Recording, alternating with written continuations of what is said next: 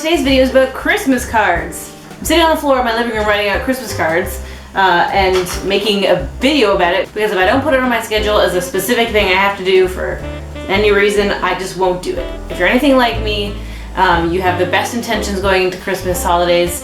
You buy cards. I bought mine I think in like October or the beginning of November. And I was like, I'm gonna write them now and then I'm gonna send them out. It's December 1st. And it is not December 1st, and I have only written 6.5. Even though we have email and internet and Facebook and all these different ways to keep in touch all the time throughout the whole year, I still like the idea of writing Christmas cards because it's fun to get mail. So I don't want to give up the tradition of writing Christmas cards because if I don't send them, I'm not going to get them. I have to specifically make time to write a Christmas cards because I like to write like notes. I feel like it's more worthwhile than just writing to friend, greeting that's already printed in the card, love, friend. That just seems like a waste of a stamp to me. If I'm already sending something in the mail, I might as well write a note or something heartfelt or something that will make you smile when you read it, make you laugh, whatever. But because of this, I always put off writing cards because I think, oh, I need more time. I need to set aside time to write those cards. Because of that, I'm always putting off writing them because I think I need more time to do it, which makes them late all the time, like they will be this year again. Sorry. But my favorite thing about sending Christmas cards is getting Christmas cards. My mom always used to say, if you want to get mail, you have to send mail, which I think was more true at the time when mail was more popular. Nowadays, I'll send someone a card in the mail and they'll text me and say, got your card, thanks. I'm like, no, write me a card. Send me mail. But when you do get mail, like at Christmas, when you're getting a lot of cards, hopefully, fingers crossed, you want to keep them. You want to do something with them. You don't just want to read it and toss it. So, what do you do with your Christmas cards once they come in?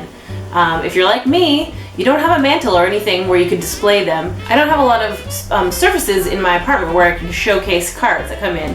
So at Christmas time, I like to take advantage of wall space that I do have a lot of by making something to hang cards on. Last year I taped a couple rows of string to the wall and hung the cards off that.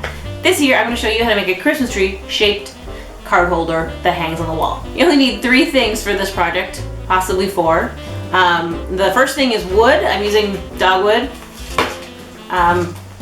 Nothing heavy duty. You kind of want thin pieces of wood that are very light and easy to cut. Second thing is something to tie the wood together. I'm going to use this plain twine. You could use ribbon or string, colored string, whatever you want. The third thing is scissors to cut your twine. And the fourth thing is a nail in the wall or a hook or something to attach your card hanger to the wall. You can either put something on for this occasion or you can take off a picture for the season and hang this up in its place. Whatever you want. So here's how you make it. Okay, first thing you want to do is lay out your wood. You can use however many you want depending on how big you want your card hanger to be. You want your pieces of wood to be smooth, so cut off all your extra bits. Now you're going to want to cut your pieces in different lengths. I'm going to make mine into a triangle shape, like a tree. I'm going to start with long pieces at the bottom and taper up to short pieces for the top.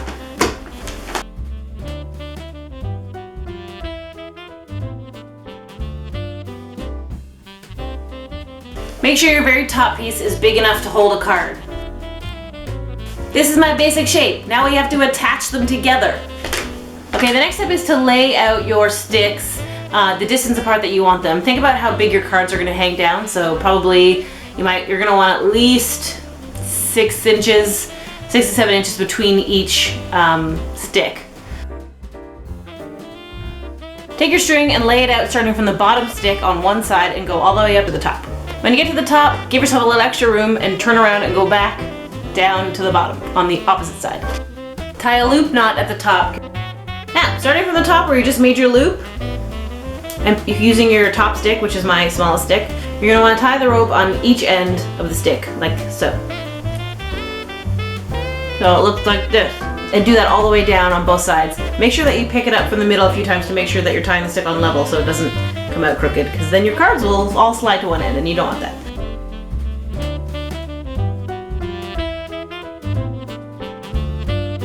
Sticks should be placed 1 fluffy cat-sized length apart.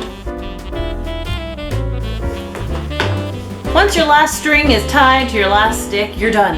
All you have to do is hang it up on the wall and put your cards on it.